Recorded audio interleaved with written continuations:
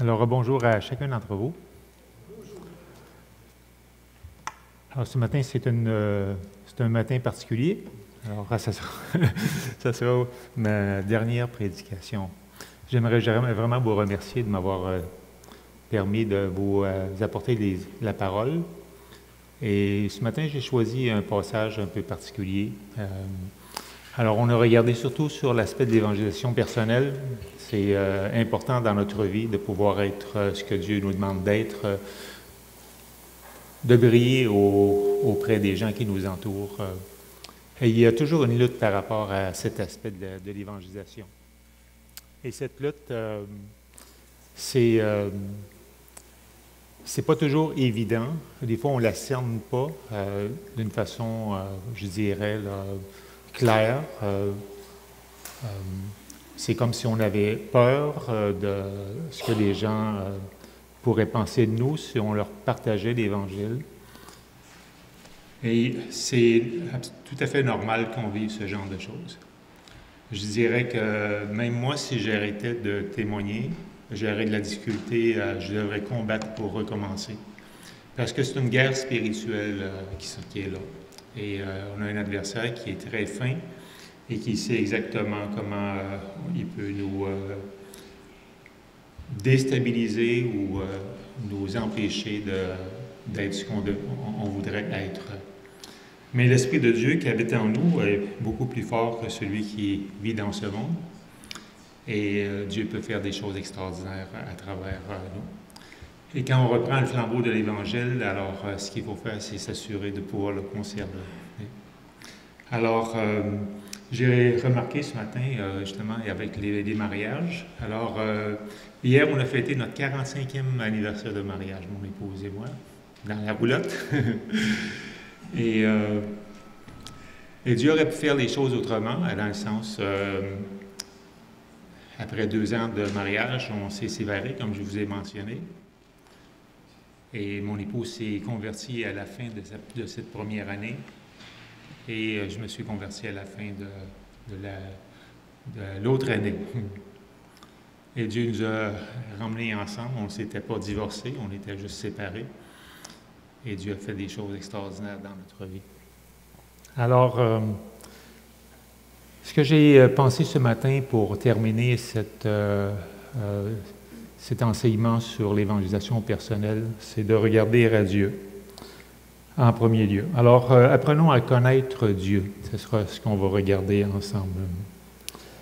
Et j'ai débuté avec ce monsieur qui se trouve dans les nuages entre le ciel et la terre. Et en fait, dans nos vies personnelles, on se sent à certaines occasions de notre vie un peu comme ça. Comme on ne comprend pas ce qui arrive, on est entre Dieu et l'on, on le sait, mais on n'est plus en contact vraiment dans ce monde avec ce qu'on devrait être. Et nos vies sont parfois bouleversées par toutes sortes de situations. Et peut-être que ce matin, c'est le cas pour certains d'entre vous. Alors, si il vous est jamais arrivé de vous sentir comme cet homme entre le ciel et la terre, eh bien, je vous prédis que vous, sans doute, vous le vivrez un jour. Et peut-être à différentes occasions aussi. Ça fait partie de la vie, même de la vie chrétienne. Et c'est comme si Dieu vous avait oublié au sein de vos difficultés. Dans l'évangélisation personnelle, je dirais, les principales tactiques du diable, c'est de nous empêcher de poursuivre cet effort d'évangélisation. Et pour s'y prendre, il y a, comme je l'ai dit, plusieurs possibilités pour lui. Et les difficultés de la vie sont sans aucun doute parmi celles qui nous coupent de ce zèle qu'on avait. Toutes sortes de difficultés qui peuvent venir. Alors, peut-être que vous en traversez, mais quand on passe à travers des temps difficiles, on est concentré sur ce qui nous arrive. Et lentement, sans en avoir tout à fait de conscience, on diminue dans notre spiritualité. Au début, on crie à Dieu. Quand Dieu ne semble pas répondre, on commence à diminuer, on se pose toutes sortes d'interrogations. Et là, il y a un travail qui se fait de la part de l'adversaire, mais il y a un travail qui se fait aussi de la part de Dieu. Alors, j'aimerais débuter par un témoignage. Quelques années maintenant, en 2013, j'ai baptisé avant de sortir du ministère, 3 ans après, une femme qui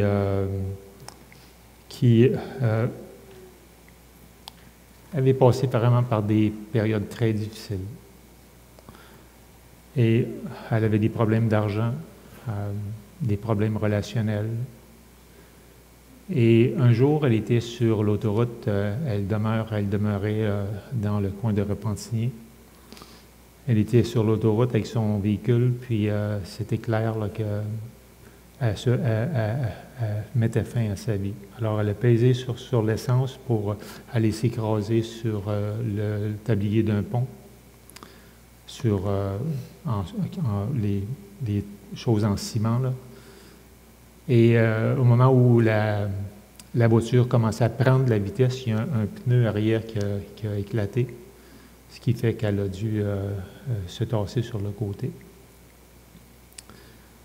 Et elle est revenue chez elle. Elle a toujours ses problèmes financiers qui étaient là. Et il y avait un chèque de 500 $ qui l'attendait.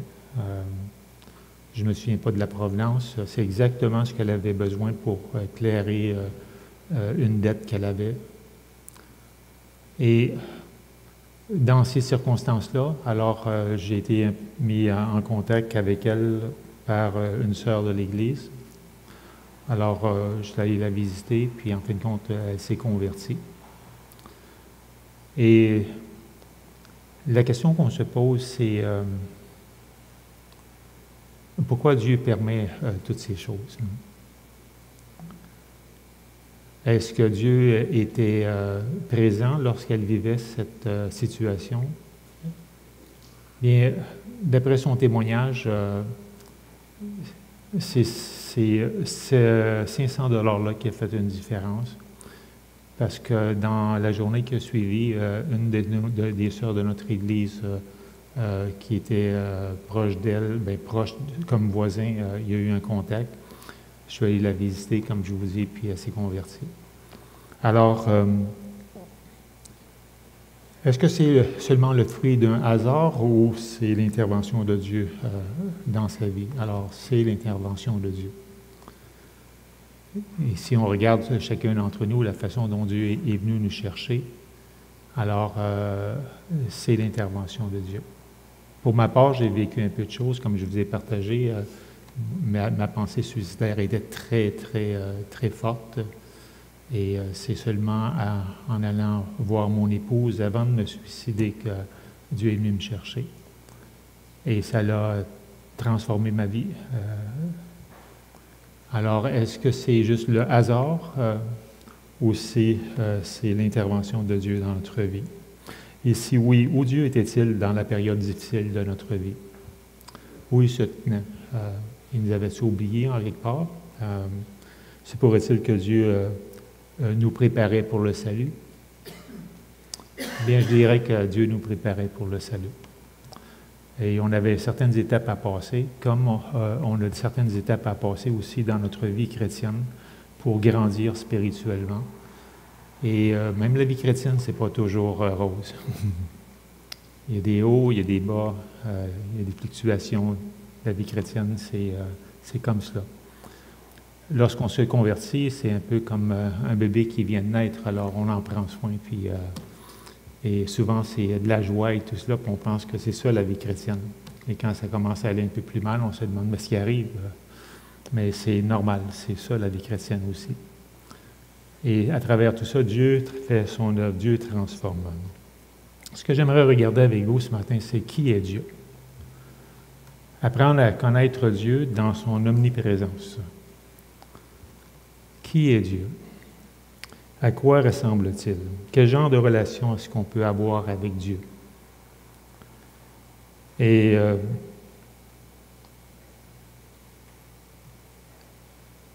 c'est fondamentalement ce que j'aimerais regarder avec vous ce matin. On va se concentrer sur la personne de Dieu dans l'aspect de l'évangélisation. Parce que sans que Dieu soit là, il n'y a rien qui va se passer dans l'évangélisation. Ce n'est pas nous qui conduisons une personne au Seigneur. C'est l'Esprit de Dieu qui conduit une personne au Seigneur. Il doit la convaincre de péché, de justice et de jugement avant qu'elle puisse se convertir. Une personne qui ne prend pas vraiment conscience de sa vraie condition spirituelle ne peut pas être sauvée, même si elle dit oui. C'est un oui qui ne transformera rien. L'Esprit de Dieu doit la convaincre de péché, de justice et de jugement. Et quand on prend conscience de cela, alors c'est sûr que théologiquement, quand une personne saisit l'Évangile, elle l'a passé par ces étapes, mais sans les comprendre nécessairement, puis sans les avoir en ordre. Mais une personne ne peut pas être sauvée si elle n'a pas la compréhension qu'elle a besoin d'un sauveur. Alors, il y a quelque chose qui se passe dans son cœur et c'est l'Esprit de Dieu qui fait ces choses. Alors, qui est Dieu? À quoi ressemble-t-il? Quel genre de relation est-ce qu'on peut avoir avec lui? Alors, j'aimerais commencer avec c'est celle-là, je pense, c'est ça, avec un homme, David de Wells, qui a mentionné dans son livre Dieu dans la solitude, ce que vous avez à peu près ici, God in the Wasteland. Ça pourrait se traduire aussi Dieu dans le désert ou Dieu dans les terrains vagues, ce genre de choses. En fait, ce que ça veut dire, c'est Dieu qui est devenu sans importance pour les gens. Alors, il a écrit un livre sur cela que j'aimerais juste réduire dans ce qu'il a mentionné. Alors, voici ce qu'il, foncièrement, il a dit. C'est une des caractéristiques de notre époque que Dieu est maintenant en état d'apesanteur. Je veux dire par là, dit-il, qu'il est devenu sans importance. Et il continue en disant ceci. Ceux qui affirment croire en l'existence de Dieu peuvent cependant le considérer comme moins intéressant que la télévision, regarder ses commandements comme moins impératifs que leur appétit pour la richesse et l'influence, ses enseignements moins impressionnants que la nouvelle du soir, et la vérité de sa parole moins convaincante que les publicitaires qui embrouillent doucement les gens par la flatterie et le mensonge. En fait, ce qu'il dit, c'est que la réalité de la vérité dans un monde de rêves décoloré, c'est ce que ça produit. Et ce qu'il est en train de soulever surtout, c'est que nous pouvons croire en Dieu sans avoir un intérêt réel pour lui. Alors, on peut accepter un évangile qui peut être mal présenté ou bien présenté, mais qui, en fait, n'est pas un évangile qui transforme radicalement notre être intérieur. Et là, on peut croire en Dieu sans avoir un intérêt pour lui. Et tout en pensant que c'est correct, on a accepté Jésus dans notre vie. Je ne dis pas ici que nécessairement on doit flotter constamment, c'est pas le cas. Mais quand on se convertit, quand on accepte l'Évangile, si Dieu nous pardonne de tous nos péchés et qu'on est purifié complètement pour la première fois de notre vie, et le Saint-Esprit vient habiter en nous, prendre la place pour nous permettre de vivre la vie chrétienne, il doit se passer une transformation. L'Évangile transforme les individus. Alors, je ne vous connais pas, chacun d'entre vous. Soyez pas ébranlés par ce que je dis, mais juste de bien réfléchir où vous pouvez en être dans votre cheminement spirituel. S'il y a des choses qui ne vont pas, s'il y a toutes sortes de situations, ça ne veut pas dire qu'on n'est pas sauvé, pas du tout. Mais c'est important de s'arrêter puis de bien examiner cet aspect dans notre vie. Parce que ce que Dieu veut, il veut avoir tout notre cœur. Donne-moi ton cœur, car de lui viennent les sources de la vie. Alors, et c'est seulement Dieu qui peut créer cette vie en nous par la puissance du Saint-Esprit qui nous habite. Alors, nous devons voir Dieu tel qu'il est afin de lui conférer la position qu'il mérite. Alors, on va regarder ces aspects-là. Alors, voici ce que Jérémie mentionne dans son livre au chapitre 9. Voici ce que déclare le Seigneur, que l'homme sage ne se vante pas d'être sage, que l'homme fort ne se vante pas d'être fort, que le riche ne se vante pas d'être riche. Si quelqu'un veut se vanter, qu'il se vante plutôt d'être capable de me connaître, d'avoir une relation personnelle profonde avec moi et de savoir que moi, le Seigneur, je travaille pour la bonté, le droit et l'ordre sur la terre. Ce sont de tels gens qui me plaisent, déclare le Seigneur. Alors, ce que ce texte mentionne, c'est que de connaître Dieu devrait donner une orientation, une raison d'être à notre vie, puisque de seulement croire en Dieu n'est pas suffisant. Alors, quand on vit cette communion avec Dieu, quand on la perd, c'est ce qu'on perd en fin de compte. On perd de vue l'orientation que Dieu nous a donnée et la raison d'être de notre condition spirituelle. Et comme je l'ai mentionné, c'est un combat qui est constant, qui est là. Et quand on regarde le Seigneur Jésus, qu'est-ce qui était le plus marquant dans sa vie? C'était sa vie de prière. Juste pour choisir 12 hommes, il a passé la nuit à prier. Hein? Et si on veut vraiment regarder, là, en lisant, remarquer l'intensité de sa vie de prière.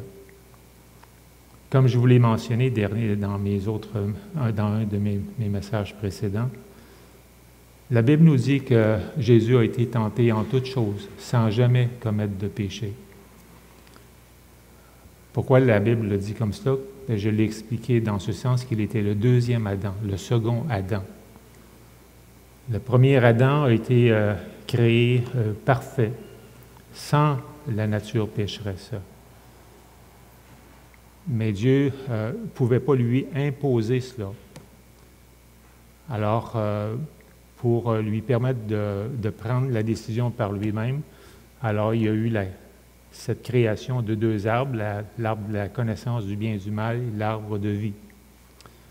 Et la seule chose que Dieu a dit, tu peux manger de tous les arbres du jardin. L'arbre de vie avec, il y avait plein de choses.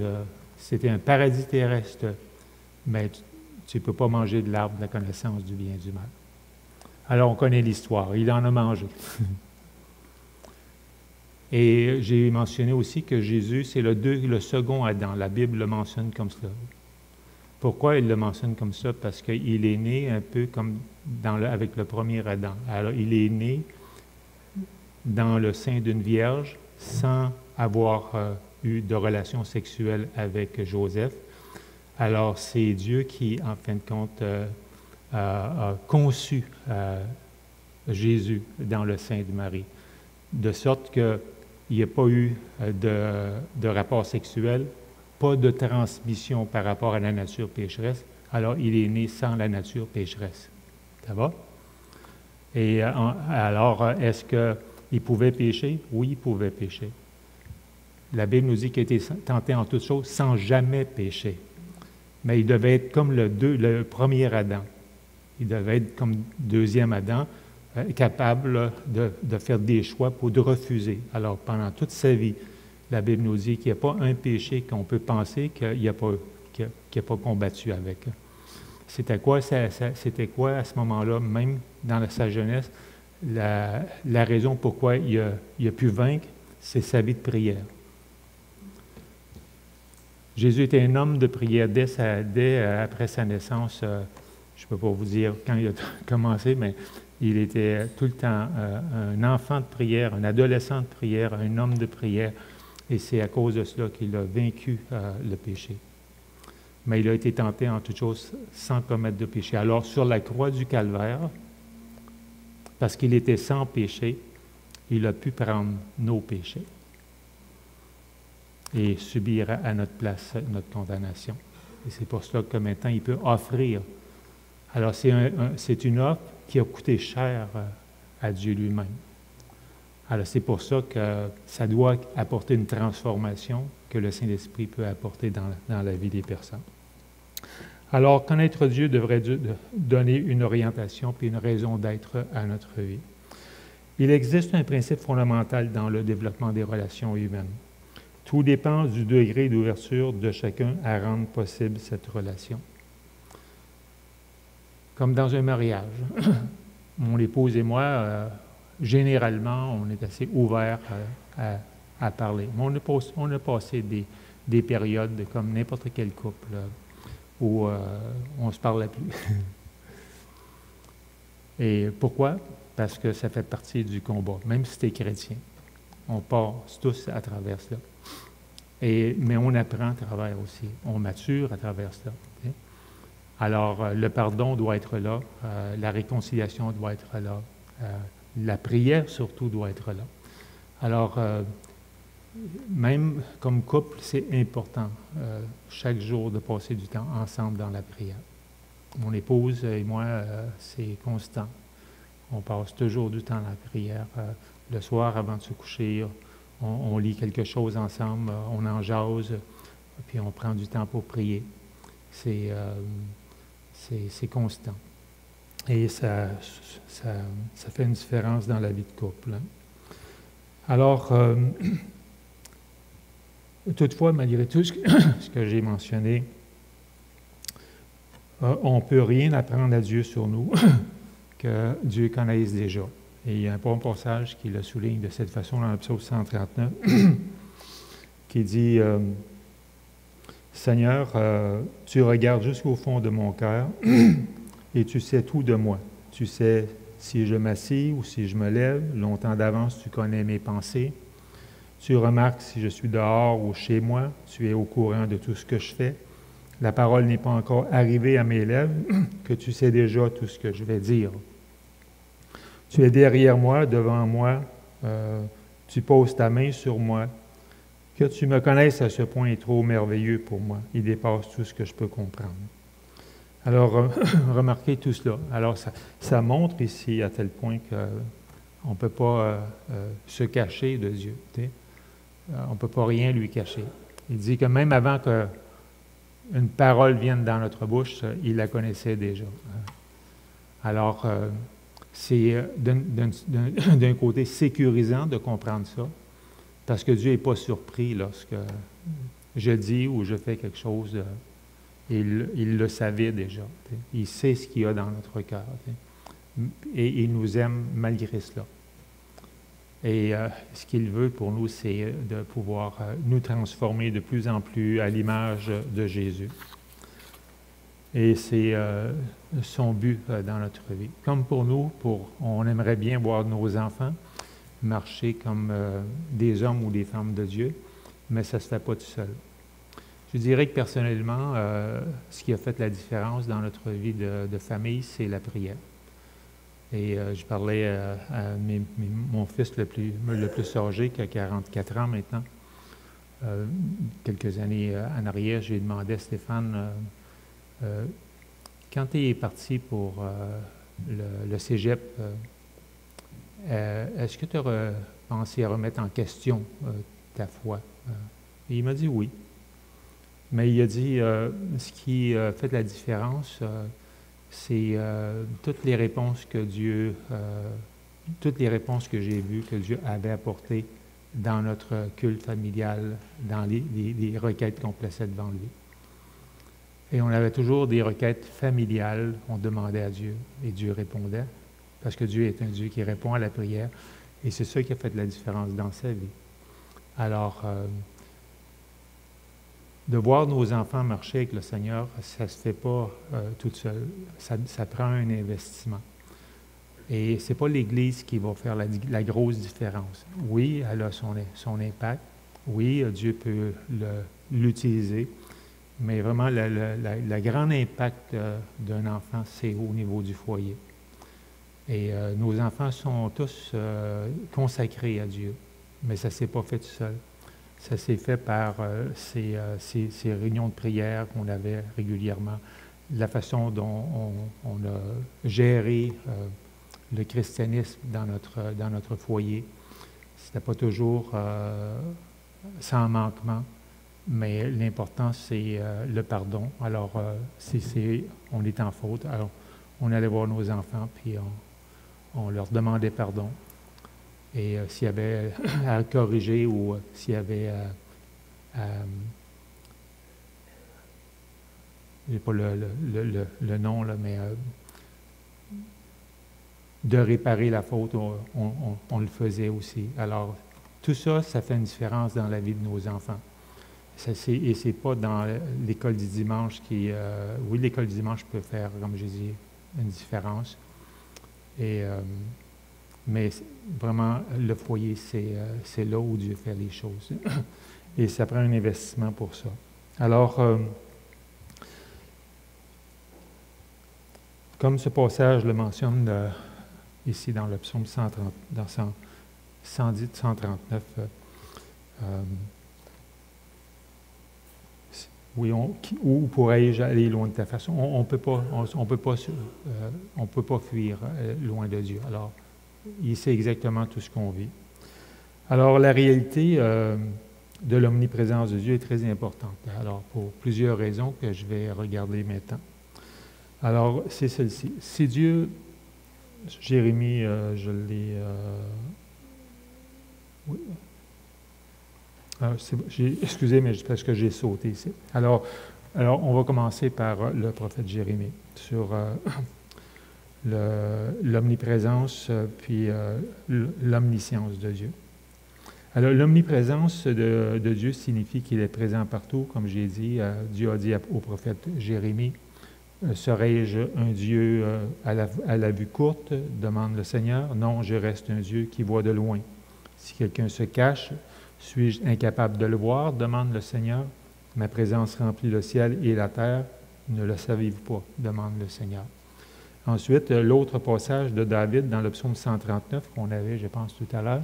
« Où pourrais-je aller loin de ta face ou fuir loin de ta présence? Si je monte au ciel, tu es là. Si je me couche parmi les morts, t'y voici. Si je m'envole jusqu'au soleil levant, ou si je vais m'établir au soleil couchant, même là, ta main me guide, ta main droite ne me lâche pas. Si je dis que l'obscurité m'engloutisse, qu'autour de moi le jour se fasse nuit, pour toi l'obscurité devient lumière, et la nuit claire comme le jour, ténèbres ou lumière, pour toi c'est pareil. » Alors, c'est les caractéristiques de l'omniprésence de Dieu. On ne peut pas échapper à son omniprésence. Il est constamment avec nous.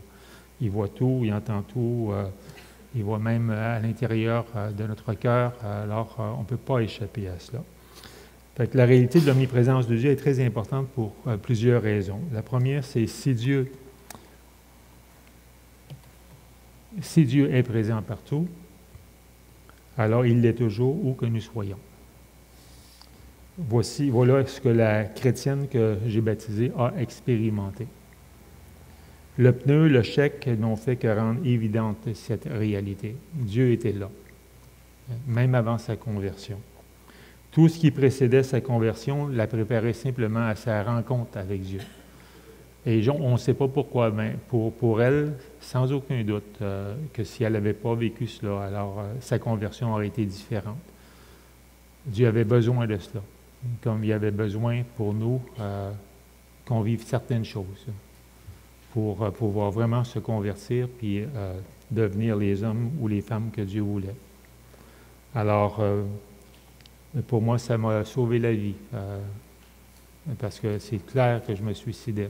Mais Dieu a mis dans mon cœur, va voir ce qui est arrivé à ta femme.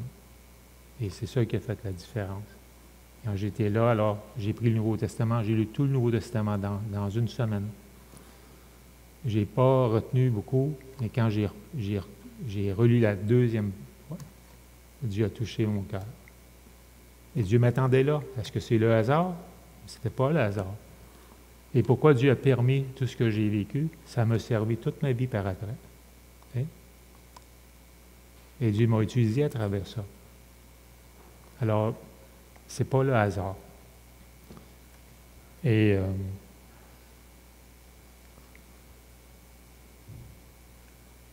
on a une autre histoire aussi, le prophète Jonas. Vous connaissez Jonas? Jonas dans la baleine? Mon premier livre que j'ai écrit, je l'ai écrit sur Jonas. Et j'ai intitulé Fuyons-nous la volonté de Dieu. Alors, l'histoire de Jonas est un bon exemple. Un jour, le Seigneur donna cet ordre à Jonas, fils d'Abitai. Debout, pars pour Ninive, la grande ville, prononce des menaces contre elle, car j'en ai assez de voir la méchanceté de ses habitants. Mais Jonas décida de fuir à Tarsis, loin du Seigneur. Il se rendit à Jaffa, où il trouva un navire prêt à partir pour Tarsis. Il paya sa place et embarqua avec l'équipage pour aller à Tarsis, loin du Seigneur. Le Seigneur déchaîna un vent violent sur la mer. Il y eut une telle tempête que le navire semblait prêt à se briser. Alors Jonas a tenté de fuir la présence de Dieu. Mais les hommes sur le bateau ont découvert que Jonas fuyait Dieu. Et Jonas fut jeté dans la mer. Et lorsqu'ils l'ont jeté dans la mer, miraculeusement, la mer s'est calmée. Ça devait être assez impressionnant pour des marins. Même dans l'eau, Dieu était là. Il a envoyé un grand poisson pour engloutir Jonas, et même sous l'eau et dans le poisson, Dieu était là. En fait, peu importe où Jonas était, Dieu était là. Et je l'ai pris à l'extrême parce que peut-être au fond de la mer, on va échapper à la Dieu. Non, Dieu était là. Dieu, il est partout. On ne peut pas lui échapper. Ce qui veut dire que le Seigneur est avec nous dans notre chambre d'hôpital, dans notre maison, dans les périodes sombres de la vie, dans notre lieu de travail, dans l'intimité de notre chambre. Dieu, il est partout.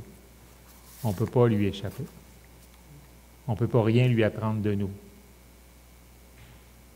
Même ce que nous, on peut voir de l'extérieur, lui, il voit à l'intérieur.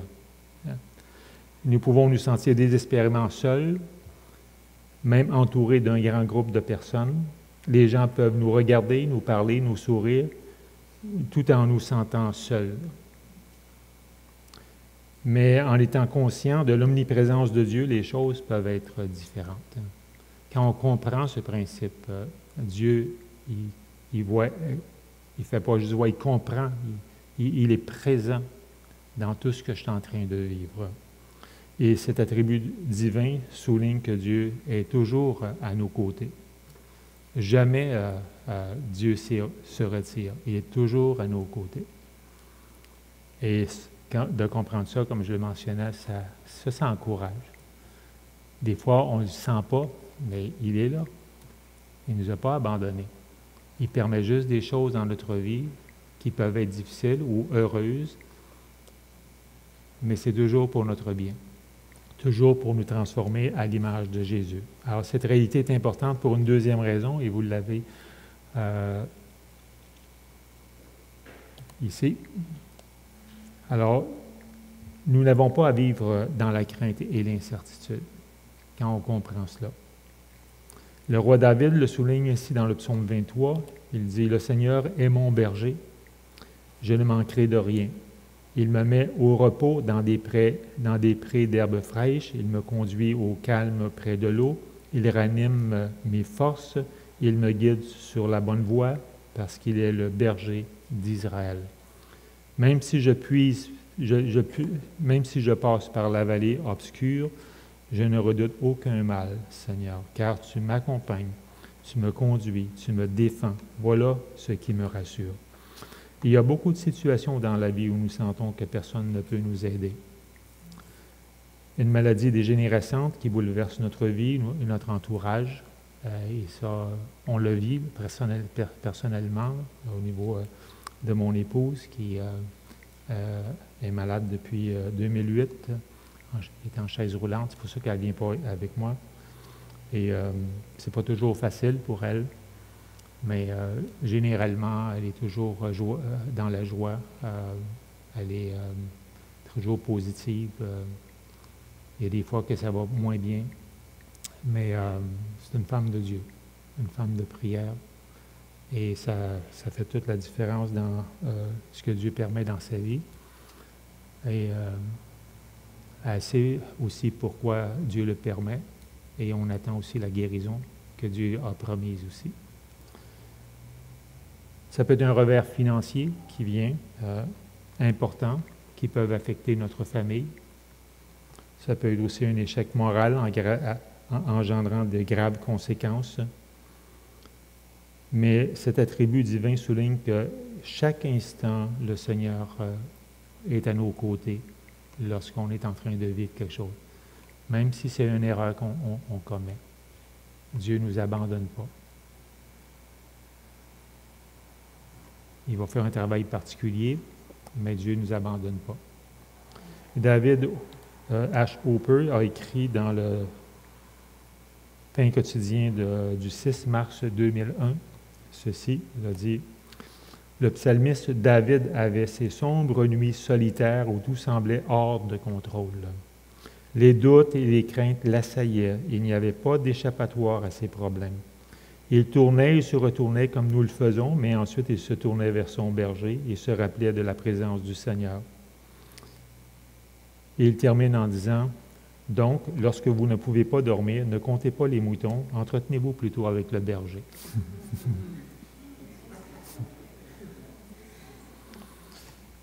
La réalité de l'omniprésence de Dieu est importante pour une troisième raison, et c'est celle-ci. Nous devons vivre avec un nouveau sens de responsabilité. Et ce nouveau sens, c'est de plaire à Dieu, de vouloir plaire à Dieu dans notre vie, dans toutes nos décisions, dans toutes nos orientations. Et le psaume 139 le mentionne ainsi. Il dit « Ô Dieu, regarde jusqu'au fond de mon cœur et sache tout de moi. Mets-moi à l'épreuve. Reconnais mes préoccupations profondes. Vois bien que je n'ai pas adoré de faux dieux et conduis-moi sur le chemin qui a toujours été le tien. » Alors, si Dieu est présent partout, alors nous vivons devant un Dieu chaque instant de notre vie. Ce qui signifie que tout ce que nous faisons est fait dans la présence de Dieu. Cette réalité devrait avoir un impact sur certaines des choses que nous choisissons de faire, de dire ou de regarder.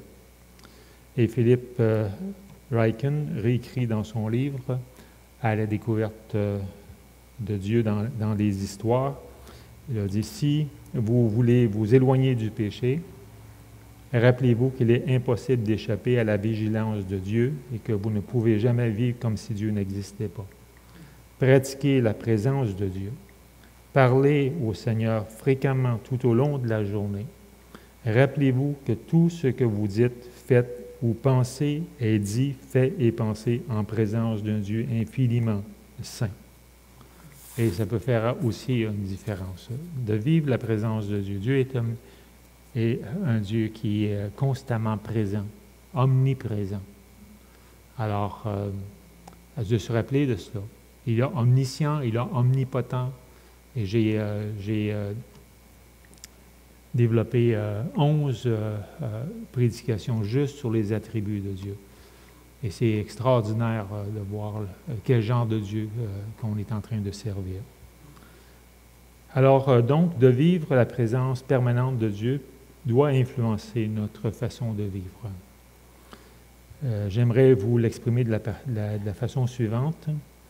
La personne que nous sommes quand personne ne regarde devrait être la même personne que lorsque tout le monde nous voit. Bien sûr, nous allons faire des erreurs et nous pécherons. Mais de pratiquer la présence de Dieu nous portera rapidement à confesser notre péché plutôt que d'essayer de le couvrir. Nous aimerons mieux être en règle avec Dieu plutôt que d'étouffer la culpabilité qui nous envahira à cause de notre pratique de la présence de Dieu. Alors, nous vivrons avec le même sens de responsabilité qui est décrit dans le psaume 139, qui dit ceci, « Ô Dieu, regarde jusqu'au fond de mon cœur, sache tout de moi. Mets-moi à l'épreuve, reconnais mes préoccupations profondes. Vois bien que je n'ai pas adoré de faux dieux et conduis-moi sur le chemin qui a toujours été le tien. Et une autre citation de Stephen Cole, qui est un pasteur qui commente de façon suivante ces 2 versets. Il dit « Si vous voulez être saint, et pas seulement à l'extérieur où vous pouvez faire semblant, mais intérieurement, vous devez constamment confronter votre façon de penser avec la parole de Dieu. » Alors Dieu a fait tout ce qu'il fallait pour se faire connaître à nous. Il l'a fait à travers la nouvelle naissance, mais ce n'était que le début d'un processus. Comme un enfant qui naît, alors c'est le début du processus au sein d'une famille. Alors c'est la même chose pour nous, c'est le début d'un processus au sein d'une famille. Il est l'initiateur, il nous a donné la Bible, il a envoyé son Fils. Dieu ne se cache pas, il nous cherche, ne se cache pas, nous nous cachons. Pourtant, Jésus est allé à la croix pour nous permettre de connaître une intimité particulière avec Dieu. Alors, c'est le comble de ce qu'on peut comprendre, que Dieu lui-même, dans son plan initial, est mis dans son plan qu'il devrait souffrir sur une croix. Et quelle est, selon vous, la souffrance la plus intense qu'il a pu vivre du début de son procès jusqu'à sa résurrection? Voilà, c'est ça. Et il l'a dit d'une façon, « Pourquoi m'as-tu abandonné? » Et il y a quelque chose qui s'est passé là où on ne sait pas ce qui s'est passé, mais une chose qui s'est passée, c'est Dieu l'a abandonné pendant 3 heures. On ne sait même pas ce qu'il a expérimenté pendant ces 3 heures, mais on sait qu'il a assumé la conséquence de tous nos péchés, depuis notre naissance, aller jusqu'à notre mort, et cela pour tous les individus qui sont nés depuis Adam jusqu'au dernier. On ne peut pas comprendre cela. En fait, on peut dire qu'il a expérimenté l'enfer à notre place. Et c'est ça, sans doute, qui était le pire. Ça n'enlève pas tout ce qu'il a fait. Je ne sais pas si vous avez déjà vu le film de Mel Gibson sur la Passion. C'est très dur à regarder. La première fois que je l'ai vu, c'est au cinéma. Ça a passé dans les cinémas aussi. Et il y a un phénomène que je n'ai jamais vu. Quand ça l'a terminé, la salle était comble. Il n'y a pas personne qui s'est levé. Pendant au moins 5 à 10 minutes, les gens étaient sidérés sur leur chaise.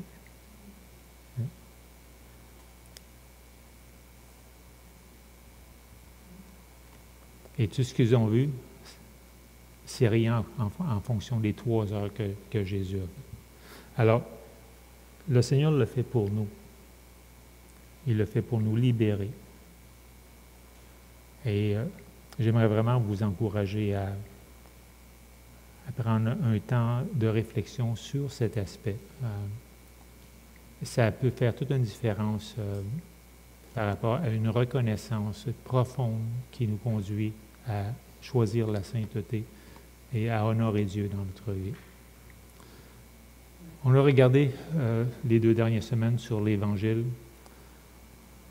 et j'ai voulu montrer cet aspect ce matin pour... en fait, l'Évangile, la plus puissante, c'est notre vie. Et lorsqu'on témoigne à une personne et qu'elle se convertit, ce n'est pas notre œuvre non plus. On l'a vu tout à l'heure. C'est l'Esprit de Dieu qui l'avait travaillé en elle, et lorsqu'elle s'est convertie, alors le temps était venu. Mais ça prenait quelqu'un qui lui partage l'Évangile. Mais on n'a pas de pouvoir. Mais on est appelé à partager l'Évangile autour de nous, parce que le Saint-Esprit s'en sert. On est appelé à être des lumières, du sel pour cette terre, parce que le Saint-Esprit s'en sert aussi. Mais qui fait le travail, c'est le Saint-Esprit. C'est pas nous. C'est pas nous. Alors, je finirai avec ça ici. Nous devons réaliser que ce n'est pas les mots que nous employons, mais l'attitude de notre cœur qui compte aux yeux de Dieu. Et pour terminer, de se rappeler ces vérités sur l'omniprésence pour faire une différence dans nos vies. Si Dieu est présent partout, bien, il est toujours où que nous soyons. Nous n'avons pas à vivre dans la crainte et l'incertitude, et nous devons vivre avec un nouveau sens de responsabilité. Lorsqu'on se convertit, c'est exactement ce que Dieu s'attend de nous. Simplement de pouvoir lui donner notre vie pour que Dieu puisse s'en servir comme il le désire. Et pourquoi on a de la difficulté? Parce qu'on est dans une guerre spirituelle. Et c'est ça la vraie réponse. Satan ne veut pas nous voir être ce que Dieu cherche à produire en nous. Alors, il y a une guerre qui est là. Et comment on peut échapper à cela? Il n'y a pas 36 façons. C'est la prière. Il faut retrouver la prière. Notre monde, présentement, ici, on n'a pas de persécution. Vous savez que présentement, où il y a le plus grand pourcentage de persécution, c'est au sein de l'islam, puis en Inde surtout. Les personnes le payent de leur vie. Actuellement, il y a 250 millions de personnes, de chrétiens, qui sont dans la souffrance à cause de leur foi. Recensés. Dans ce contexte, tu ne peux pas jouer au chrétien. Tu l'es ou tu ne l'es pas, mais tu l'es au prix de ta vie. Alors, c'est plus subtil dans ce qu'on vit. Je dirais même plus difficile dans ce qu'on vit. Parce qu'on est libre, mais on a toutes sortes d'attraits qui est là et qui vole littéralement notre temps pour Dieu. Et c'est pour ça que Dieu dit « N'aimez point le monde, ni les choses qui sont dans le monde. Celui qui aime le monde, l'amour du Père n'est point en lui. » Ça ne veut pas dire qu'il n'est pas chrétien, mais l'amour du Père. Alors, il y a quelque chose là qui se brise. On donne notre amour à autre chose. Alors, l'adversaire utilise tout ce qui est dans ce monde pour pouvoir voler notre temps. Et vous savez, une des raisons pourquoi on a diminué dans l'évangélisation personnelle, c'est à cause de cela. C'est qu'on est pris tellement avec toutes sortes de choses, ça tourne tellement vite. Ici, peut-être un peu moins, mais aller vivre à Montréal, où je suis, ça va très, très vite là-bas. Alors, on peut se lever, se coucher, puis pas avoir eu le temps de lire même sa Bible, pas avoir eu le temps de prier. Alors, il faut s'arrêter et de regarder qu'est-ce qui vole mon temps. Hein? Qu'est-ce qui vole mon temps? Alors, mon épouse et moi, on a pris des décisions sur cela aussi. On a fait un ménage pour conserver notre temps pour la gloire de Dieu et pour le servir. Et si on est ici, présentement, mais c'est pour cela. C'est un choix qu'on a fait. Alors, on a mis des choses de côté, puis ça, c'est pour la gloire de Dieu. Et j'aimerais vraiment vous encourager, frères et sœurs, à regarder cet aspect. Et puis, juste vous avec Dieu. Et puis, demander à Dieu de transformer les choses qu'il a à transformer et de devenir des hommes et des femmes selon le cœur de Dieu, pour la gloire de son nom. On va prier ensemble. Père éternel, on te remercie pour tes bienfaits envers nous. On te remercie pour ta grande patience aussi. On te remercie pour ce salut merveilleux dans lequel tu nous as introduits. On te remercie pour tout ce que tu nous prépares, Seigneur, pour tout ce que tu as en réserve pour nous, pour l'éternité.